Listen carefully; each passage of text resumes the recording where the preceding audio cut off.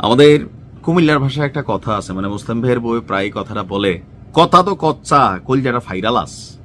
মানে কথা bullet missile ক্ষেপণাস্ত্রের চেয়েও শক্তিশালী। আসলে কিন্তু তাই।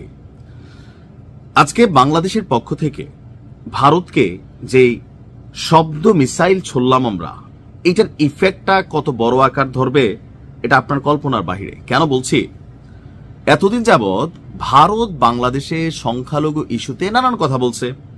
বাংলাদেশে কোনো একটা পান থেকে চুন খসলে এটাকে তারা সংখ্যালঘু নির্যাতনের দিকে নিয়ে যেত। এখন পলিটিক্যাল পয়েন্ট অফ ভিউতে অনেক ঘটনা ঘটে, পার্সোনাল ইস্যুতে এলাকায় মানুষের সাথে মানুষের ভেজাল ঘটে। দুই চারটা যে বাংলাদেশে ঘটে না, আমরা সেটা অস্বীকার করছি না, কিন্তু কিছু ঘটলেই এটা সংখ্যালঘু, এটাকে নিয়ে ভারতে আন্দোলন, বাংলাদেশের সেনাবাহিনী পাঠাও, সার্জিক্যাল স্ট্রাইক করব, জাতিসংঘে নক দেওয়া, এই যে খেলাটা ভারত খেলতেছিল। সম্প্রতি 25শে ডিসেম্বর খ্রিস্টানদের বড়দিন অর্থাৎ মেরি ক্রিসমাসে ভারতের কিছু সংগঠন, উগ্রবাদী সংগঠন, এরা প্রায় 60টারও বেশি গির্জাতে গিয়া হামলা চালাইছে।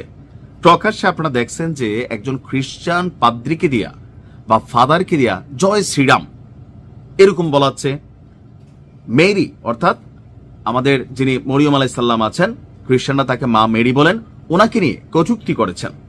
বিশ্ব মিডিয়ায় এই বিষয়গুলো কিন্তু ফলাও করে প্রচারিত হয়ে গেছে, এগুলো ভাইরাল হয়ে গেছে। কারণ এতদিন ভারতে যেটা হইতো, মুসলিমদের সাথে নানান ঘটনা করতো তারা, ধর্মীয় অনেক ইস্যুতে বা বিয়ে শাদী থেকে শুরু করে ধর্ম পরিবর্তন, কুরবানি, তালাক, বিধবা বিবাহ, অনেক কিছুতে এরা কিন্তু সেখানে নিজস্ব আইন কানুন মানে আপনার প্রয়োগ করতো, রাষ্ট্রের আইনের বাইরে নিজস্ব আইন। এতদিন এগুলা মুসলিমদের সাথে ঘটায় পশ্চিমা বিশ্ব খুব বেশি কথা বলে নাই, কিন্তু যখন খ্রিস্টানদের সাথে ঘটলো বিশ্ব মিডিয়ায় খবরটা ফলাও করে প্রচার হলো। আর এই সুযোগে বাংলাদেশ থেকে শব্দ মিসাইল ছোড়া হয়েছে ভারতে। সাম্প্রতিক সময়ে ভারতের সংখ্যালঘু মানে শুধু মুসলিম তা না, যে কোনো একটা দেশে মূল ধর্মের যেটা আছে, যেমন বাংলাদেশ ইসলাম সংখ্যাগরিষ্ঠ দেশ, ভারত হিন্দু সংখ্যাগরিষ্ঠ দেশ। তো ভারতে বসবাসরত হিন্দু, বৌদ্ধ, খ্রিস্টান আরো যে জাতি সংস্কৃতি আছে, তারা যারাই আছে সবাই কিন্তু সংখ্যালঘু। তো ভারতে এই সংখ্যালঘু হত্যাও হচ্ছে, নিপীড়ন হচ্ছে, এই ঘটনাগুলোই গভীরভাবে উদ্বেগ প্রকাশ করেছে বাংলাদেশ। ভারতের সংশ্লিষ্ট কর্তৃপক্ষ এইসব ঘটনার নিরপেক্ষ তদন্ত এবং দোষীদের বিচারের আওতায় আনতে ভারতের কাছে এবার শব্দ মিসাইল ছুড়েছে, অর্থাৎ দাবি জানিয়েছে ঢাকা। আজকে পররাষ্ট্র মন্ত্রণালয়ের মুখপাত্র SM মাহবুব আলম তিনি এই উদ্বেগ জানিয়েছেন। তিনি বলছেন যে ভারতে মুসলিম, খ্রিস্টান সহ বিভিন্ন সংখ্যালঘুর বিরুদ্ধে যে এই সকল ঘটনা, গণপিটুনি, নির্বিচারে আটক, ধর্মীয় অনুষ্ঠানে বাধার ঘটনা গভীর উদ্বেগের বিষয়।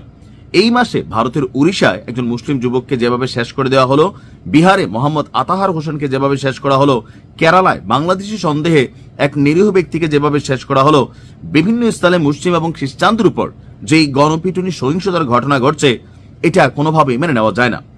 গত সপ্তাহে বড়দিন উদযাপনকালে ভারত জুড়ে খ্রিস্টানদের উপর যেই ঘটনাগুলো ঘটেছে, এ বিষয়ে বাংলাদেশ গভীরভাবে উদ্বিগ্ন।